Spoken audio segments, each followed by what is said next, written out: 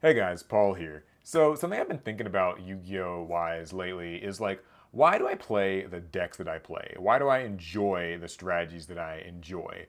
It's a pretty simple question, right? Like, you could just say, oh, like you like their art or their design or kind of the theme. Or maybe you just have a certain play style, like I like combo decks or I like control decks or something like that.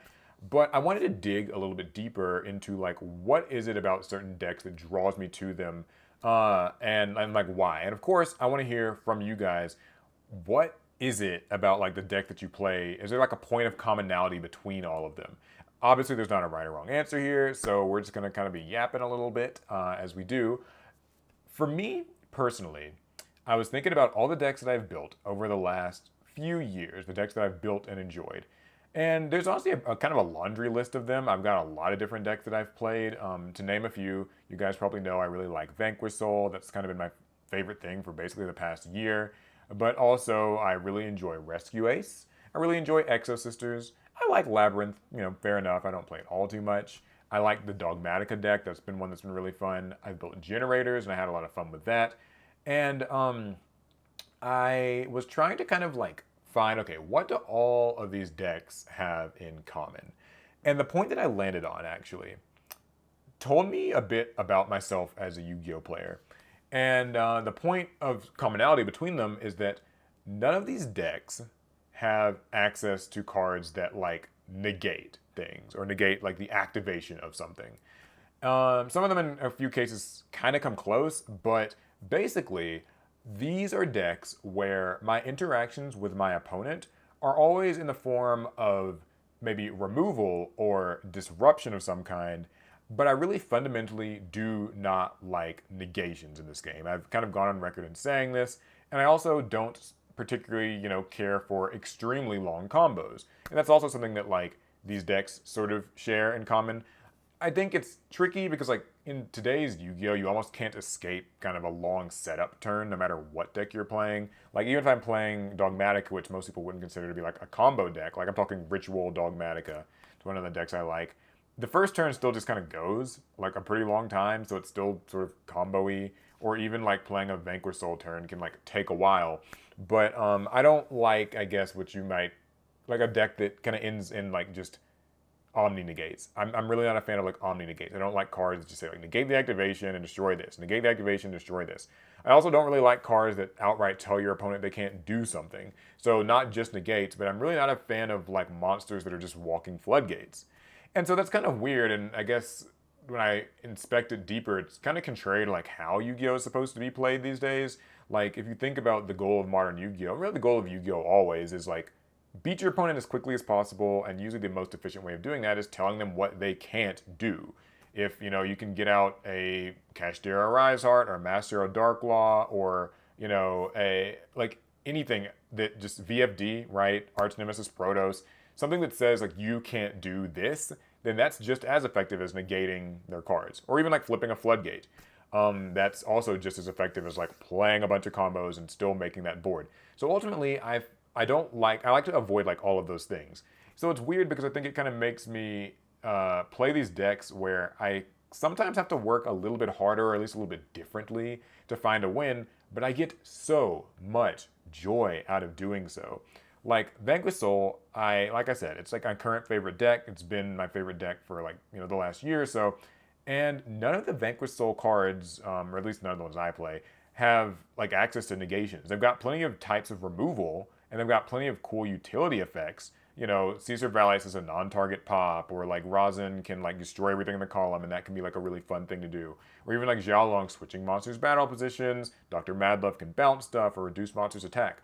I like having the utility effects, and I love having kind of a toolbox of different like sort of quick effects and things I can do to disrupt my opponent and interact with my opponent. But I don't really want to just have a card that outright tells them, yeah, you just can't do this thing. Like, you just can't activate this. You just can't summon these types of monsters. You can't play your strategy. It's like, no, I want my opponent to always be able to like try to play their strategy. I just want to be able to like answer the strategy. I don't want to deny them that. I just want to like be able to answer it. For me, that's the most like gratifying, satisfying, like just fulfilling type of Yu-Gi-Oh to play. And so when I go through the deck that I've like made, a lot of them do offer that. Not just Vanquish Soul, but like also Rescue Ace. Which this is probably a good time for me to also mention. I typically build my decks fairly pure. Like I'm adding hand traps in, sure, and like staples and stuff. Like I'm not, going that pure. But like I usually like so for Vanquish Soul, you can play like Snake Eye Vanquish Soul, and you can play Vanquish Soul with like Kashtira and Bestial and lots of different engines. There's like a lot of different variants of it, and I've experimented with all of them. So I'm not saying they're bad or that like I wouldn't maybe play them in a super competitive setting, but generally I find it totally fine to just play like these decks pure and kind of try my best to win with what is like what is on offer from the deck, just the core deck itself. And so like Vanquish Soul give me that, but also Rescue Ace don't have any cards that negate what my opponent does.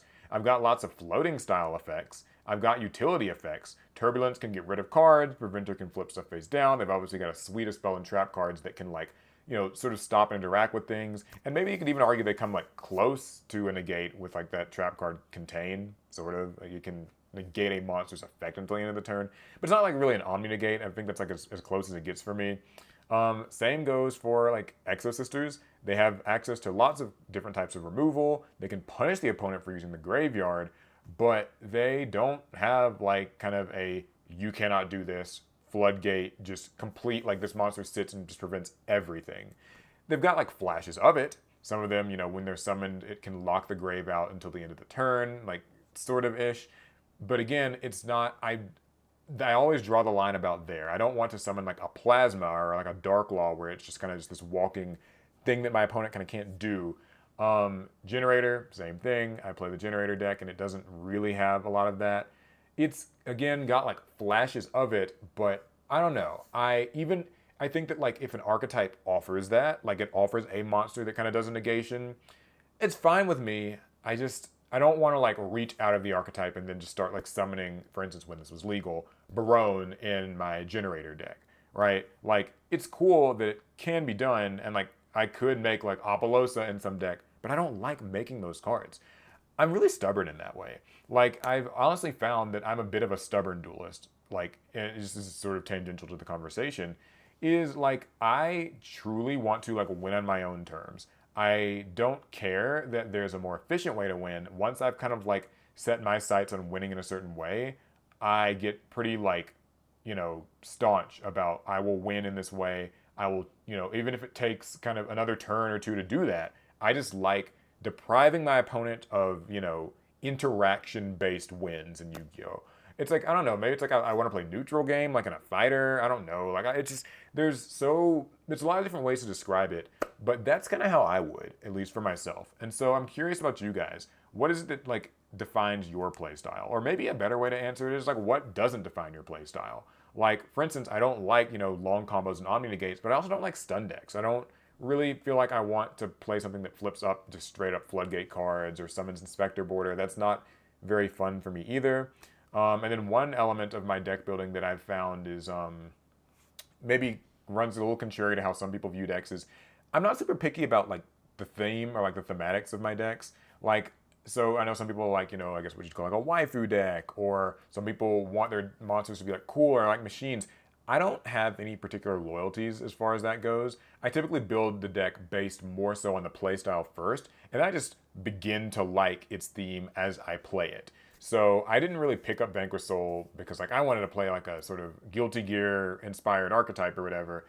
I just kind of liked that they did the bounce thing and like the attribute input thing, and like I played it, and then just as you play it, you like start to look at the monster's art a lot and just be like, oh, that kind of does make sense with this and that. So that's kind of I ended up appreciating it after the fact. Same sort of goes for Rescue Ace and other decks like that. So yeah, that's basically the video. What do you guys think? Like, what inspires your Yu-Gi-Oh deck building and all that? I think it's sort of an underrated part of Yu-Gi-Oh is that it offers you so many different ways to play and that you can win even without necessarily like simply telling your opponent no.